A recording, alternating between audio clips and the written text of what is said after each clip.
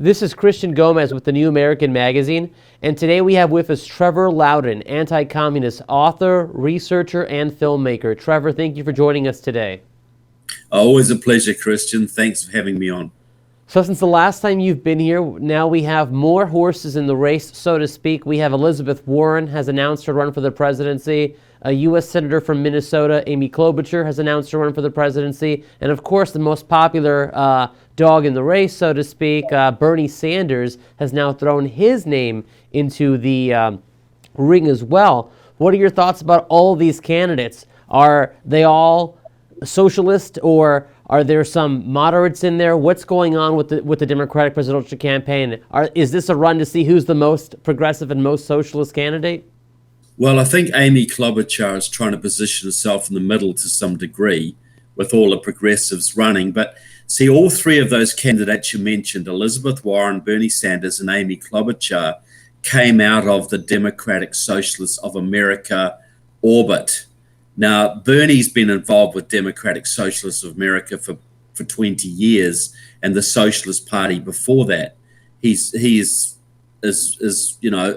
Marxist as you come. Elizabeth Warren's been involved with Democratic Socialists for many, many years. Very great. She was honored a couple of years ago at the Midwest Academy, which is the Saul Alinsky training school run by Democratic Socialists of America out of Chicago. And she worked very closely on a consumer protection agency with a woman called Heather Booth, whose husband was a DSA member, and she is a longtime associate of DSA, and Elizabeth Warren has collaborated extensively with that person. So she's out of the socialist movement too. But Amy Klobuchar comes out of the Paul Wellstone movement in Minnesota. Now, Wellstone was a charismatic progressive or socialist senator. He died in a plane crash, I think it was about 2002. But he was actively supported by Democratic Socialists of America. He held meetings with them. He mentored their student group. They campaigned for him. They put people in the state to get him elected. He was one of them. And he set up a training school. Keith Ellison, the radical Marxist Attorney General of Minnesota, was one of the instructors of that school. And that is the movement that Amy Klobuchar came out of, the Wellstone School and the Paul Wellstone movement. She was his protege. So all three of them come out of Democratic Socialists of America to one degree or another. So have any of these candidates that are now running, have they changed their positions from their previous involvement in those various movements? Well, not that I can see. You know, Amy Klobuchar was in Cuba a couple of years ago. She was endorsed recently by Tim Walz, the governor of Minnesota, who was also part of the Wellstone Training School. And she works with the left in Minnesota quite extensively. Yes, she's running a little bit more to the center, but she's running hard left. The others are running ultra left. That's how I would characterize it. So do you have any thoughts about any Republicans that might be challenging Trump in the Republican primary? I think we've heard about the former governor of Massachusetts, Republican governor, who's going to be challenging Trump in the primaries. How does that play into helping these sort of left-wing socialist Democrats? Look, I really cannot see, unless Trump is impeached or some evidence comes out that takes him out of office, I cannot see any Republican of any stature challenging him. I think this sort of the remnants of the Never Trump movement might try and search around to find somebody, but I don't think they'll have any chance of beating the president. You know, the country's polarized. The people are either very pro-Trump or very anti-Trump. And the Republican camp is not about to accept someone to upset the apple cart, so to speak.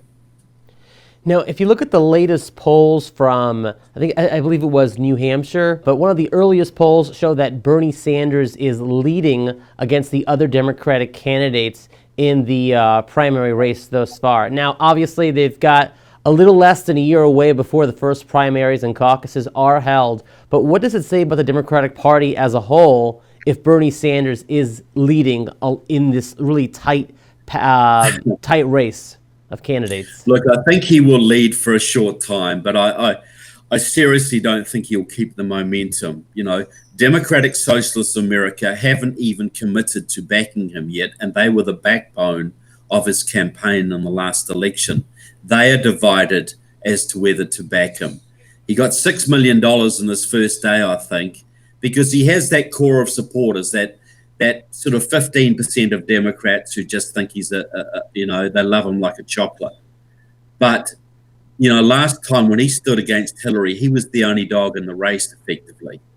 So and Hillary was very unpopular even amongst the Democrats. So he rode that to almost beating her. But now there's probably going to be 15 people in the race.